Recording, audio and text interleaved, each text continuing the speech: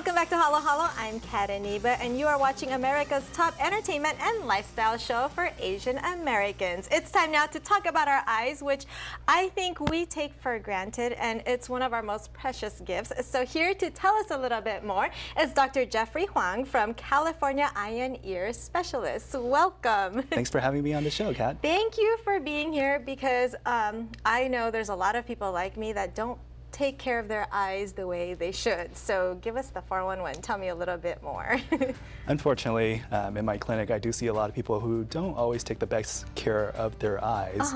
I was just talking to you off the camera here. Two of the holidays that I always dread taking calls for is 4th of July.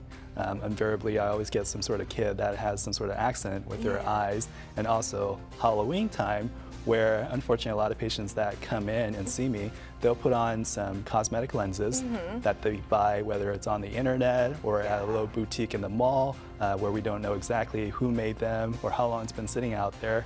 And then they wear them, and then after a couple of drinks, you know, they forget to take it out, and then they come in and see me the following morning, and they run into a lot of issues. Yeah, they scratch their eyes, and you know, I also hear that there's fashion lenses now that a lot of women are doing to make their eyes look bigger. Yes. And I read somewhere that that's actually unhealthy because you don't even know if that's the right size for you, right? Yes, and contact lenses come in lots of different sizes, and unfortunately most of the people that go out and buy these cosmetic lenses don't always know what the proper size of the lens is. Now, if you're going to use it once in a while, you might be able to get by without doing any sort of damage to their eyes, but if you wear it consistently day in and day out and don't really take good care of your contact lenses, you can run into a lot of issues that way too. Yes, and now since we're talking about contacts, I wear contacts, and I know one of the big problems that we do is sleep in our contacts. Yes. How dangerous is that, or is it dangerous? You know, I always tell my patients, because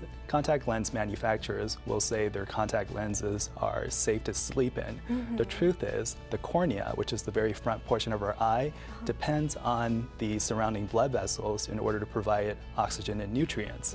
No matter how well the contact lens is made, it's still a foreign body that acts to inhibit oxygen transmission, and if you don't consistently give your eyes a break, meaning limiting your contact lens wear to 6 to 8 hours a day, you can run into a lot of issues where, you know, blood vessels will start to grow on the cornea where it's not supposed to.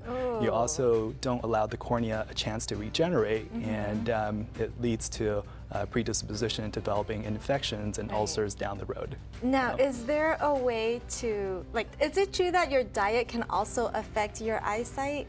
Yes. So as far as diet's concerned, as long as you eat a healthy, balanced diet, and by that I mean take your green veggies, make sure you get plenty of fruit in your diet, you should have all the micronutrients that's necessary to supply the components of the eye.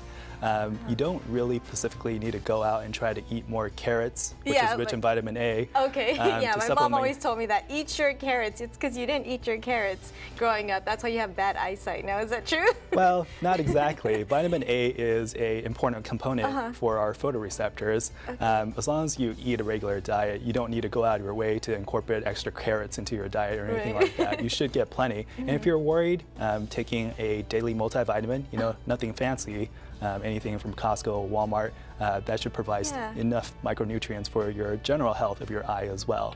The only time where you really need to pay attention to specific dieting is if you have diabetes. You know, for those patients, they definitely need to have an eye exam at least once a year. And in addition to that, they really need to make sure that their blood sugar is under good control. Otherwise, it leads to lots of issues down the road. And I mentioned earlier that you actually come from California Eye and Ear Specialists, which serves the East LA and San Gabriel Valley, right? And you're 24/7. We always have somebody on the phone that's ready to answer your questions. And our call center is very good about redirecting the calls to the physician on call if there is an urgent problem. And you also accept health insurance or most health insurances? We take most health insurances. And your website is? CaliforniaEyeandEarSpecialist.com. Thank you so much. Thank you, Kat.